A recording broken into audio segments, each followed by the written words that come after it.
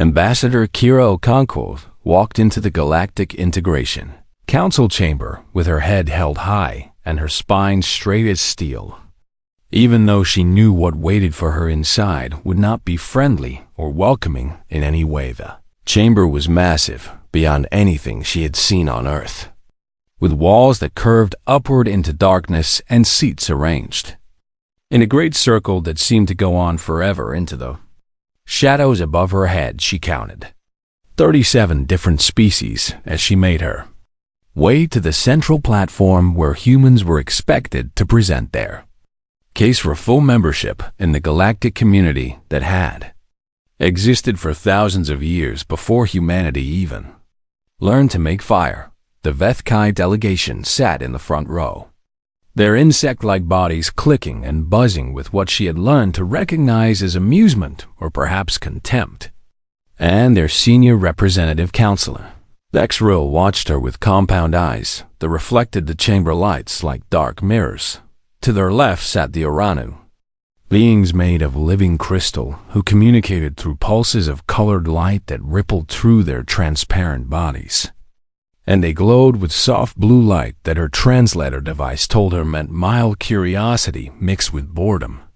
The gaseous Mahalics floated in special containment fields above their designated area, their cloudy forms shifting and swirling in patterns that were completely unreadable to human eyes no matter how much training one received. Kira reached the central platform and placed her datapad on the podium before her, taking a deep breath as she faced the assembled representatives of species that had traveled between stars when humans were still living in caves.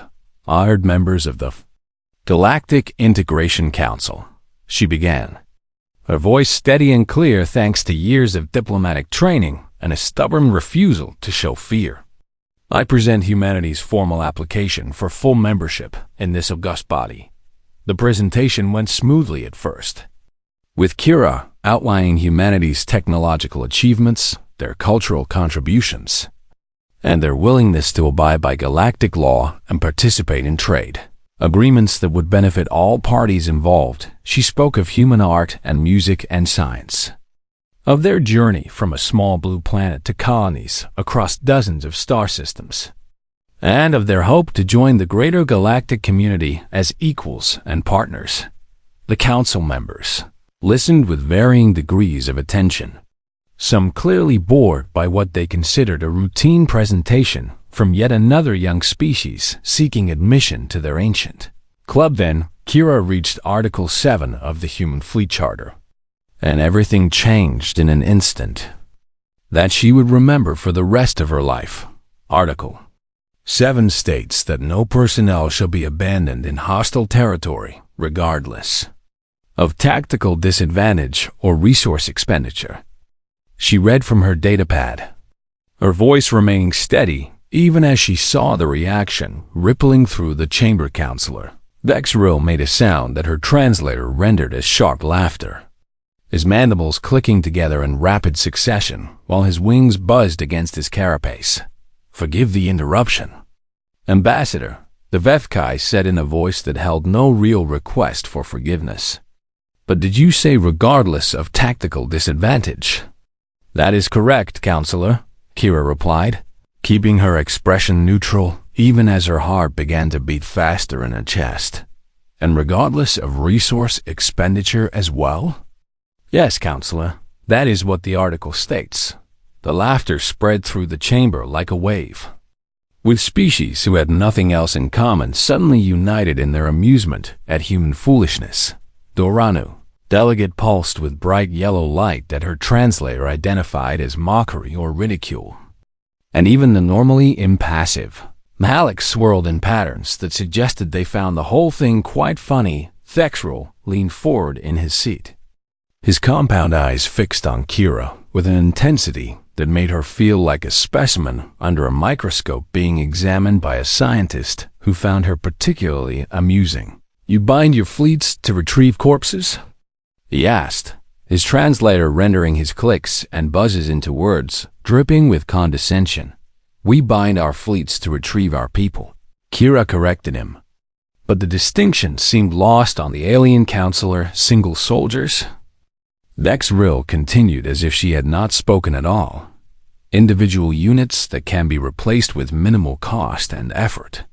Every human life has value, counselor. And we do not measure that value in terms of replacement cost. The Vethkai made another sound of amusement and turned to address the wider chamber.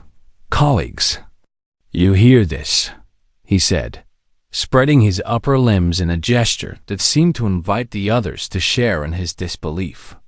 The humans calculate worth so poorly that they would risk many to save few, would sacrifice the greater for the lesser, would throw away ships and crews to recover single units. An Aranu delegate pulsed with light that translated to agreement and added their own thoughts to the discussion. Sentimental, the crystalline being said, their voice like chimes ringing in a cold wind. Inefficient and wasteful in the extreme. The mark of a species that has not yet learned to think clearly. This is why younger species struggle in our galaxy, another counselor added, their words carrying the weight of centuries of supposed wisdom. They cling to primitive emotional responses instead of embracing logical calculation. Kira felt heat rise in her cheeks, but forced herself to remain calm as she faced the mockery of beings who had never understood what it meant to be human. Article 7 is non-negotiable, she said, her voice cutting through the laughter with an edge of steel that surprised even herself. It is fundamental to who we are as a species and how we conduct ourselves among the stars. Dexril waved one of his limbs in dismissal. Very well. Ambassador, keep your sentimental attachment to individual units if you must, he said. We shall note it as a cultural peculiarity and move forward with the vote on your membership application. The vote proceeded, and humanity was granted provisional membership in the galactic community by a margin that was closer than Kira had hoped, but sufficient for their purposes, however. Article 7 was formally flagged in the official records as a cultural inefficiency that the Council expected humanity to abandon within a standard century as they matured and learned to think. More like their galactic neighbors, Kira accepted the decision with grace and thanked the Council for their consideration, all while knowing in her heart that they had missed something important, something they could not understand through all their calculations and logic. As she left the chamber, she heard Dexril speaking to another counselor behind her. Give them time, the Vethkai said with confidence that bordered on arrogance. They will learn, as all young species do. That sentiment has no place in the cold equations of survival among the stars. Kira kept walking, her back straight and her head high, but she allowed herself a small smile that none of them could see. They did not understand, and perhaps they never would. But that was their loss and not hers. The humans knew something that these ancient species, with all their wisdom and technology, had forgotten or perhaps never learned in the first place. They knew that some things were worth more than efficiency, that some bonds could not be measured in calculations, and that the promise to never leave someone behind was not a weakness to be outgrown, but a strength that had carried humanity through every dark moment in their long history. The Council would learn this truth eventually, Kira thought as she walked through the great doors and out into the light of an alien sun. They would learn, and she hoped she would be there to see it when they did. 8 months had passed since the Council meeting, and Captain Elena Vasquez stood on the bridge of the research vessel Mendel as it entered the region of space known as the Hollow Reach. The Hollow Reach was a dangerous place where the fabric of space itself seemed to twist and bend in ways that made navigation difficult and sensor readings unreliable. But it was also rich in scientific discoveries waiting to be made. The Mendel carried 42 human crew members and 60 Vethkai researchers on a joint expedition that was supposed to demonstrate the benefits of cooperation between their two species. Admiral Krixoth commanded the Vethkai contingent from the secondary bridge, his compound eyes constantly scanning the data streams that flowed across his screens, while his mandibles clicked in what Elena had learned to recognize as concentration. "Captain Vasquez," he said through the communication link, his voice carrying the usual Vethkai tone of barely concealed superiority. "My calculations indicate we should complete our survey of the third anomaly within 6 standard hours." "Understood, Sub-Admiral," Elena replied, keeping her voice professional even though she found the insectoid officer difficult to work with after weeks of subtle condescension and not so subtle criticism of human methods. The survey proceeded without incident for the first 4 hours, with both human and Vethkai scientists working together to gather data on the strange energy readings that made the Hollow Reach so interesting to researchers across the galaxy. Then the proximity alarms began to scream. "Contact!" shouted Lieutenant Chun from the sensor station, his fingers flying across his console as he tried to make sense of the data flooding his screens. Multiple ships dropping out of fold space, bearing 270 by 15. Elena felt her blood run cold as she recognized the energy signatures appearing on the tactical display. "Dominion Raiders," she said, her voice hard and flat as she processed the threat. "All hands to battle stations. Raise shields and charge weapons." The Dominion was a loose confederation of pirate clans and rogue states that preyed on ships in the less patrolled regions of space. And the Hollow Reach was exactly the kind of place where they liked to hunt 6 raider vessels closed in on the Mendel. Their weapons already powered, and their intentions clear to anyone with eyes to see.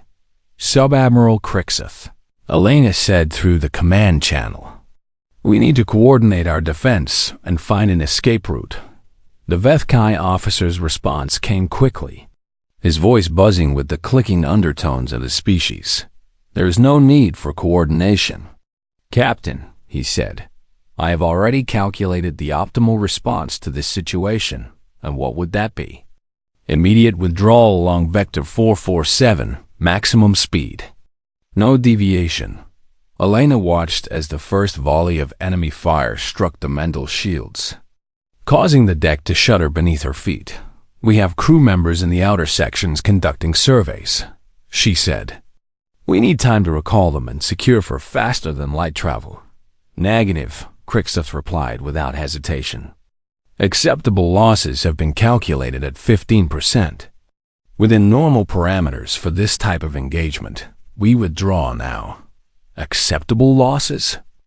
Elena felt anger rising in her chest like a flame being stoked. "We have people out there. Escape pods can be retrieved later if circumstances permit," the Vethkai said as if he were discussing cargo rather than living beings. "Or not, depending on tactical assessment. This is standard protocol." Another volley struck the ship, and this time Elena saw damage reports beginning to flash on her console. "Your protocol is not my protocol, Sub-Admiral." "Captain Vasquez, I must insist." "You can insist all you want," Elena cut him off, her voice carrying an edge that made her bridge crew sit up straighter in their seats. "But this is my ship and my decision, and we are not leaving anyone behind." She turned to her helmsman. "Lieutenant Park, bring us about. Put us between the raiders and the outer survey teams." "Aye, Captain." The Mendel swung around in a maneuver that no Vethkai commander would have considered, placing the research vessel directly in the path of the attacking ships to shield the escape pods that were now launching from the outer sections. "All hands." "This is the captain," Elena announced over the ship-wide communication system. "We are going to recover every single pod out there, and I need everyone to give me everything they have." The battle that followed would be remembered for years in both human and Vethkai records, though they would remember it very differently for 6 hours. Elena and her crew fought and maneuvered and refused to give up, dodging enemy fire when they could and absorbing it when they had to, while the tractor beams pulled in pod after pod. They lost their port engine in the Third hour, when a raider got too close and scored a direct hit on the engineering section. They lost auxiliary power in the fifth hour, when the power grid finally gave out under the strain of running shields and weapons and tractor beams all at maximum capacity, and they lost Chief Engineer Marcus Kowalski in the final hour, when a plasma conduit threatened to blow and take the navigation system with it. Marcus was a big man with kind eyes and hands that could fix anything, and when he saw the conduit failing, he did not hesitate for even a second. He grabbed the burning metal with his bare hands and held it together while his skin blackened and his voice screamed in agony, because he knew that if navigation went down, they would never get those last 3 pods home. He held on until his heart gave out. And by then, the repair crew had arrived and taken over, and the last pods were safely aboard. Elena stood on the bridge with tears streaming down her face as she watched the Dominion Raiders finally break off their attack, apparently deciding that this one ship was too much trouble for too little reward. "Damage report," she said, her voice somehow steady despite the grief that threatened to overwhelm her. "Extensive damage to all sections," Lieutenant Chun reported. "But all essential systems are functioning, Captain." "And the pods?" 11 pods recovered, Captain. 8 Vethkai researchers and 3 human crew members, all alive."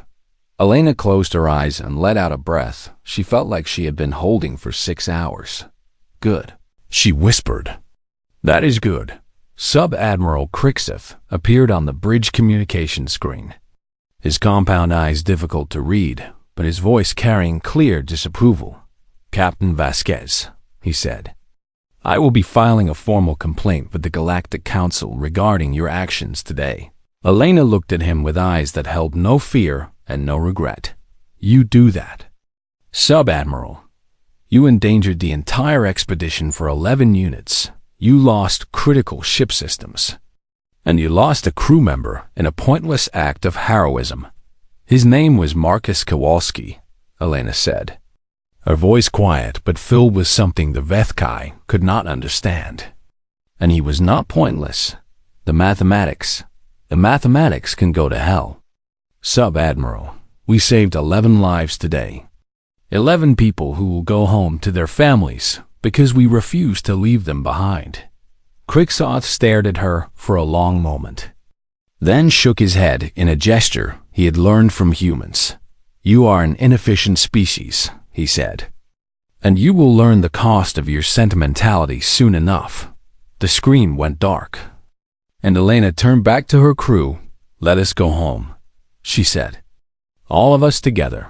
The formal complaint was filed 3 days later, citing reckless endangerment, inefficient resource allocation, and emotional command decisions unbecoming of a fleet officer. The Galactic Council received it with great interest, and the matter began to escalate in ways that no one on the mental could have predicted.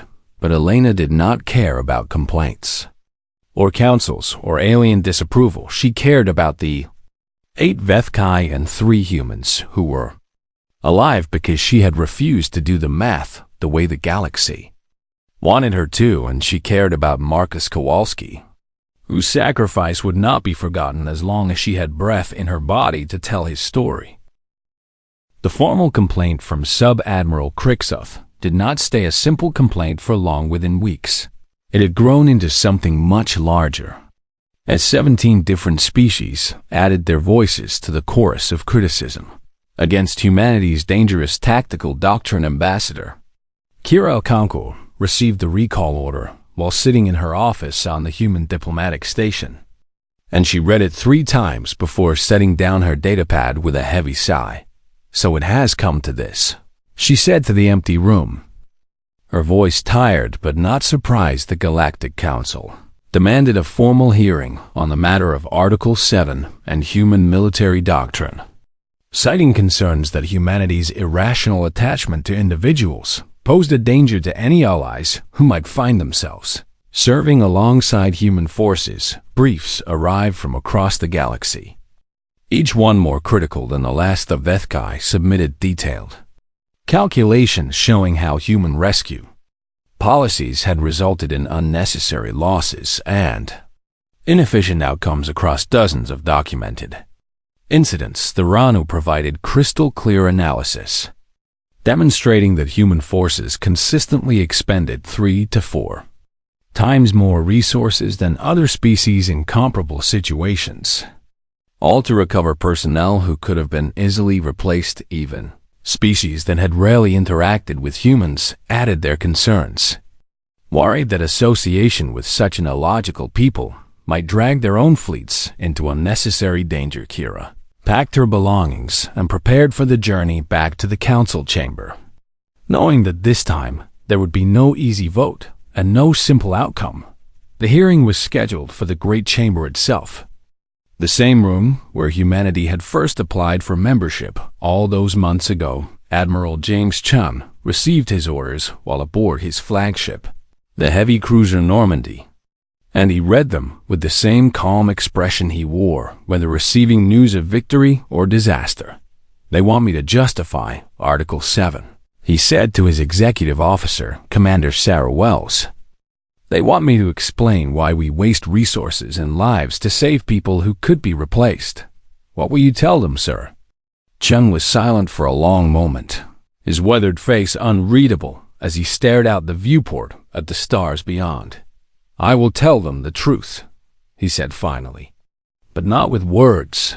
He spent the journey to the council world going through archives, pulling files and recordings that most people had forgotten existed. And when Commander Wells asked what he was looking for, he simply said that he would know it when he found it. Journey took 2 weeks, and by the time the Normandy arrived at the council world, the Admiral had assembled a collection of recordings that spanned nearly a century of human space exploration. Ambassador Okonkwo met him at the docking bay, her face showing the strain of weeks spent fielding criticism and defending policies that the rest of the galaxy considered insane. "Admiral Chun," she said, extending her hand in greeting, "I hope you have something good prepared, because they are not in a friendly mood."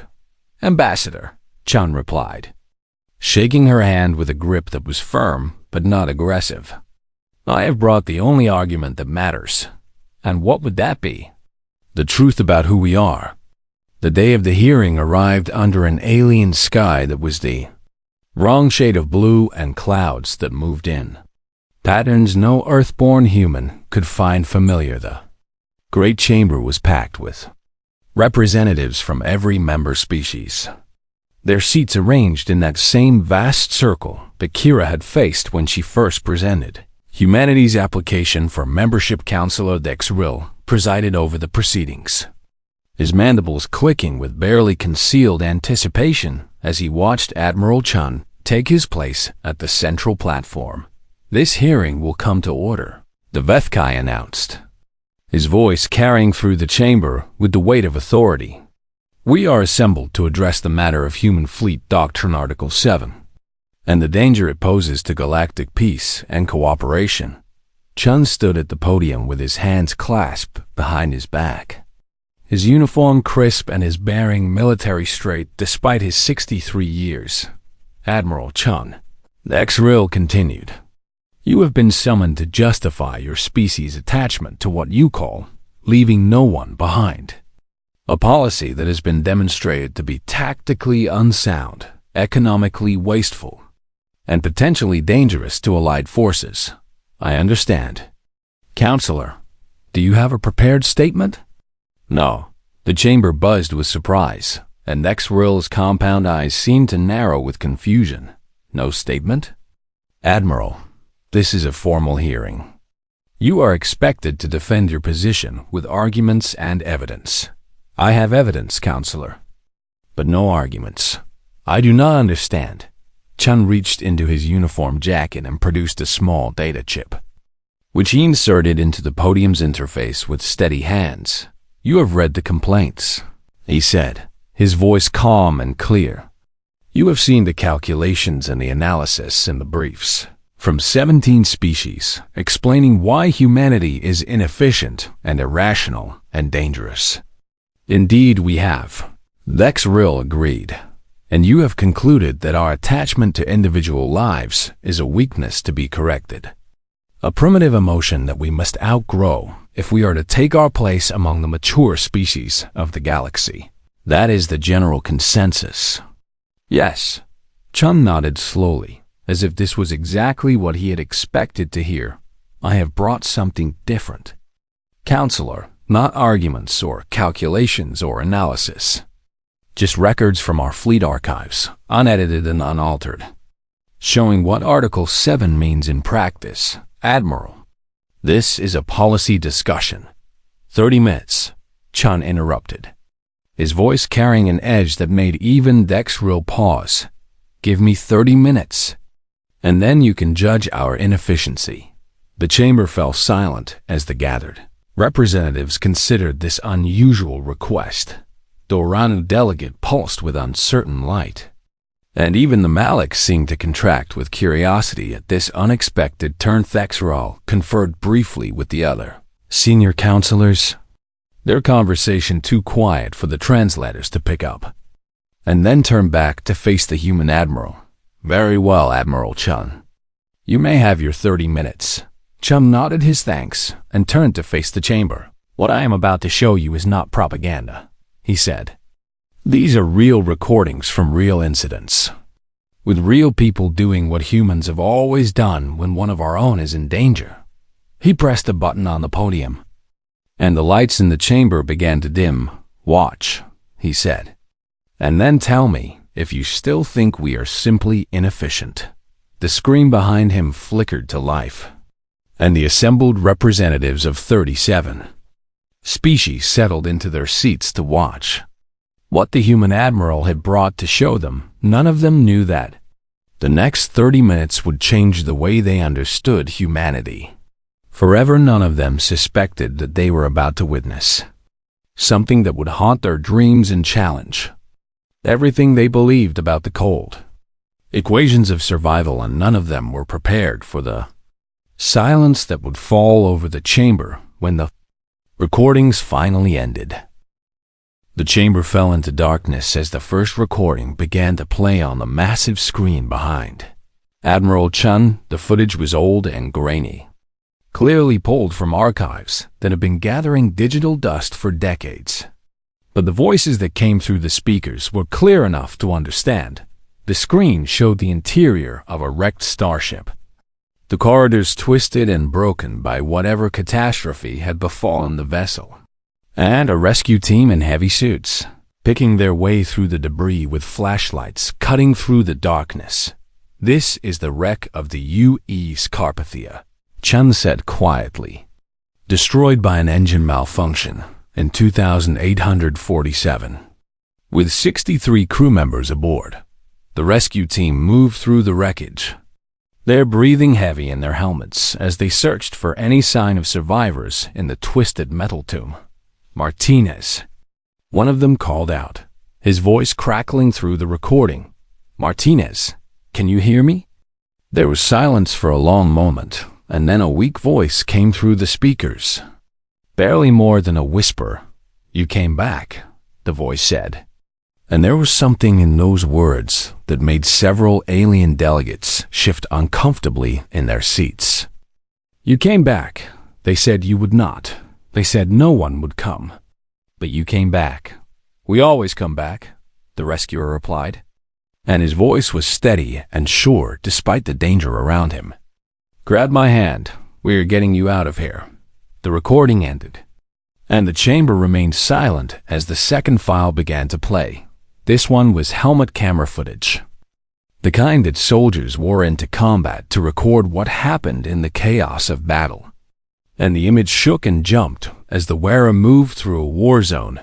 Sigma Outpost, 2891, Chun said. A defensive position overrun by hostile forces. The footage showed a young woman pinned under rubble, her environmental suit leaking atmosphere and her face pale with pain and fear as she watched her air supply tick down toward zero. Private Yuki Tanaka had 4 minutes of oxygen remaining when this was recorded. 3 soldiers appeared on the screen, their armor scorched and dented from the fighting. And they immediately began to dig at the rubble, trapping their comrade. One of them took a hit from enemy fire, the impact spinning him around and leaving a smoking hole in his shoulder armor. But he did not stop digging. Almost there. "Yuki," he said through gritted teeth as he pulled away another piece of debris with his good arm. "Stay with me, just a little longer. Leave me," Tanaka whispered, her voice weak from blood loss and pain. "You have to go." "You cannot." "Shut up," another soldier said, not unkindly, as she continued to work at the rubble. "Nobody is leaving anyone." They pulled her free with 90 seconds of air remaining. And the recording ended with Tanaka being carried to safety on the shoulders of her squad mates. The third recording was different. It showed a transport ship drifting in space, its engines dark, and its trajectory taking it slowly but surely toward the crushing atmosphere of a gas giant that filled half the screen. "The I.O. disaster. 2901, Chun said. Engine failure left 212 passengers drifting towards certain death. The fleet had 18 hours to mount a rescue. The screen split to show multiple angles as 9 rescue ships raced toward the stricken transport, pushing their engines beyond safe limits to reach the passengers in time. "We lost 2 ships in the rescue," Chun said, his voice heavy with the memory. 37 crew members died trying to save those passengers. The recording showed the chaos of the rescue operation.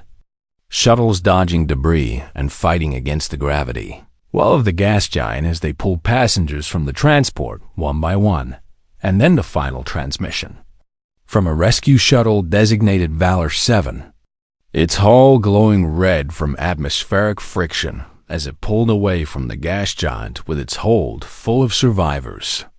"Last soul aboard," the pilot said, her voice exhausted but triumphant. "We are away. We got them all." 212 passengers survived that day, and 37 rescuers died to make it happen. The fourth recording was the shortest, but in some ways it was the most powerful. It was an intercepted communication, translated from the harsh language of the Dominion Raiders into standard galactic speech. "Why do the humans return for the dead ones?" a Dominion commander asked his subordinate, genuine confusion evident in his voice. "The cold ones, the ones who cannot fight, why do they risk so much for bodies that have no value?" "Unknown," the subordinate replied. "Their behavior does not match any tactical pattern in our databases. It makes no sense." "No, Commander, it does not." The recording ended, and Chun let the silence stretch for a moment before the fifth and final file began to play. This one was not a battle recording or a rescue operation, it was a funeral. Screen showed a military cemetery under a gray sky, with rows of white markers stretching toward the horizon, and a crowd of people gathered around a fresh grave. A woman in black stood at the front, her face pale and her eyes red from crying. And beside her stood a little girl, no older than 6, who did not fully understand what was happening, but knew enough to be. A flag was folded with precise military movements and presented to the woman, who accepted it with hands that trembled despite her efforts to stay strong. "Marcus Kowalski," Chun said, his voice barely above a whisper, chief engineer of the research vessel Mendel, died holding a plasma conduit together with his bare hands so that 11 people could come home. Captain Elena Vasquez stepped up to the podium, her dress uniform perfect and her face a mask of controlled grief. "Marcus Kowalski held that conduit because he knew," she said, and her voice cracked on the word, but she pushed through it. "He knew that we do not leave people behind. He knew that those 11 people in those pods were depending on us to bring them home." She paused, gathering herself for what came next. "He did not die for a ship. He did not die for an engine or a mission or a calculation of acceptable losses. He died for the 11 people in those pods. And they are alive because of him." The little girl stepped forward and raised her small hand in a salute, copying the gesture she had seen the soldiers make. And something about that image hit the watching aliens harder than any of the battle footage had. The screen went dark. The lights in the chamber slowly rose, revealing Admiral Chun standing alone at the podium with his hands still clasped behind his back. He said nothing, did not need to. The chamber was silent in a way it had never been silent before, with representatives from 37 species sitting frozen in their seats as they processed what they had just witnessed. Counselor Thexril's mandibles had stopped clicking. The Oranu delegates' light had dimmed to almost nothing, their crystalline form dark and still. Even the gaseous Malix had contracted into tight spheres, a posture that the translators flagged as either deep contemplation or profound grief. No one spoke, no one moved. The recordings had done what no argument could have accomplished. They had shown the truth of what it meant to be human, the truth that could not be captured in calculations or expressed in policy documents. They had shown what it meant to believe that every life mattered, that no one was expendable, that the promise to never leave someone behind was not just words, but a sacred covenant written in blood and sacrifice. And in the silence of that great chamber, something began to change in the way the galaxy understood the strange, sentimental, inefficient species called humanity. The silence in the chamber stretched on for what felt like hours, though in reality only a few minutes had passed since the last recording faded from the screen. Admiral Chun stood perfectly still at the podium, making no move to break the quiet that had fallen over the assembled representatives of 37 species. He understood that some things needed time to be absorbed, and this was one of those things. Counselor Thexril was the first to move, his compound eyes slowly refocusing on the human admiral, as if seeing him for the first time. The Vethkai's mandibles twitched, but no sound came out, and for the first time since humanity had entered the galactic stage, the senior counselor seemed at a loss for words. The Oranu delegate's crystalline form began to glow again, but the color was different now.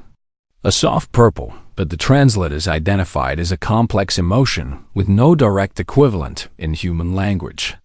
Something between reverence and the acknowledgement of a profound mistake. Admiral Chun finally spoke, his voice quiet but carrying easily in the absolute stillness of the chamber. "You call it inefficient," he said. "You calculate value by replacement cost. You measure lives in terms of training expenses and genetic templates and the resources required to produce another unit." He stepped forward, away from the podium, closer to the assembled aliens who had gathered to judge his species. "But we do not measure people in units." Nexro tried to speak, but Chun continued, his voice growing stronger with each word. "Every human who serves in our fleets knows something, Counselor. They know it in their bones, in their blood, in the deepest parts of their being." He looked around the chamber, meeting every alien gaze he could find with eyes that held neither anger nor contempt, only the quiet certainty of someone speaking absolute truth. "They know that if they fall, we are coming for them, not because it is efficient, not because the calculations make sense, but because it is what we are." The Mahalik's delegation had expanded again, their cloudy forms reaching out toward the central platform as if drawn by something they could not name. "That knowledge," Chung said, "lets a young pilot fly into impossible odds. It lets an engineer hold a burning conduit while his hands turn to ash. It lets a soldier stand when standing is insane because retreat means leaving someone behind." He paused, letting his words sink in. "You want to know why humans keep winning engagements we should not win? Why our forces hold lines that should break? Why we survive disasters that should destroy us?" He shook his head slowly. "It is not superior firepower. It is not better ships. It is not more advanced technology, or greater numbers, or tactical genius." His voice hardened. taking on an edge that made even the oldest and most powerful beings in the chamber pay attention. It is because our people fight like they matter, because they know in their hearts that they are not expendable, that they are not acceptable losses, that someone is always coming for them, no matter how bad things get.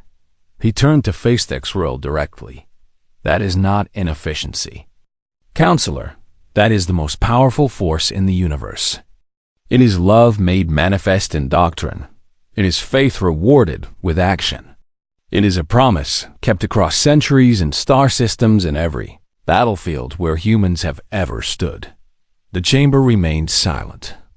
But the quality of the silence had changed. It was no longer the silence of shock or disbelief. It was the silence of understanding. Counselor Dexril rose slowly from his seat, and the entire chamber watched as the senior Vethkai representative performed a gesture that few had ever seen from his species. He bowed. It was awkward and clearly unfamiliar. His insectoid body not designed for such movements. But the intention was unmistakable. "We withdraw the complaint," he said, his voice carrying a weight that had nothing to do with the formal proceedings. "I withdraw the complaint." One by one, other species followed. The Doranu delegates' light pulsed in a pattern that the translators called acknowledgement of error, a phrase that did not come close to capturing the humility in the gesture. A representative from the Kelfar collective stood and spoke words that their species reserved for moments of profound revelation. Malak swirled in patterns that conveyed something like wonder mixed with shame at their earlier dismissal. Even species that had submitted briefs against humanity now rose to signal their withdrawal. Their representatives, looking at the humans in the chamber with new eyes. Ambassador Okonkwo watched from the gallery, tears streaming down her face as she witnessed something she had never dared to hope for. Not just acceptance. Understanding. A formal motion was introduced to strike Article 7 from the record as a cultural inefficiency and to recognize it instead as a doctrine of exceptional strategic value unique to humanity. The motion passed without a single vote against it, but Chen knew, and Okonkwo knew, and every human in that chamber knew that the words in the official record did not matter. What mattered was what had changed in the hearts of the beings who had watched those recordings. Counselor Dexril approached Admiral Chun after the session ended, his movements hesitant in a way that was completely foreign to the normally confident Vethkai admiral. He said, "I must ask you something." "Of course, Counselor." "The engineer, the one who held the conduit, Kowalski, yes?" Dexril's compound eyes were impossible to read, but his voice carried something that might have been grief or wonder or both. He knew he would die. Did he not? He knew the moment he grabbed that metal that he would not survive. "Yes, Counselor, I believe he did. And he did it anyway. For 11 people he may not have even known. He did." Dexril was silent for a long moment. "We have no word for that in my language," he said finally. "We have no concept that allows for such a thing. A single unit sacrificing itself for other units with no calculation of gain or advantage." Chun smiled. And it was a sad smile, but also a proud one. "We have a word for it, Counselor." "What is it?" "We call it humanity." Dexril nodded slowly, as if filing away a new piece of information that would change everything he thought he knew. "Then perhaps we need to learn this word," he said. "Perhaps all of us do." He turned and walked away, leaving Chun standing alone in the emptying chamber. Ambassador Okonkwo found him there a few minutes later, her eyes still red but her face shining with something like joy. "You did it," she said. "You actually did it." Chun shook his head. "I did not do anything, Ambassador. I just showed them who we are, and that was enough. It always was. They just needed to see it." Okonkwo looked around the chamber, at the seats where beings from across the galaxy had sat and watched recordings of human sacrifice and human love and human refusal to abandon their own Do you think they really understand now? She asked and considered the question for a long moment before answering. I think they understand more than they did, he said. Whether they truly grasp what it means to be human. To know that you matter. To know that someone is always coming for you. I do not know. He placed a hand on her shoulder. But they are asking the right questions now. And that is a start. They left the chamber together, walking out into the light of an alien sun that seemed somehow brighter than it had been that morning behind them. The great chamber stood empty, but it was no longer just a room where policies were debated and votes were taken. It had become something else. Something more. It had become a place where the galaxy had learned, for the first time, what a promise meant, and somewhere. Across the vast distances of space, on ships and stations and colonies scattered among the stars, humans continued to serve and fight and protect each other, knowing that no matter how far they went or how dangerous things became, one truth would always hold. They would never be left behind. They would never be forgotten. They would never be just a number in someone else's calculation, because that was the promise, and humans always kept their promises.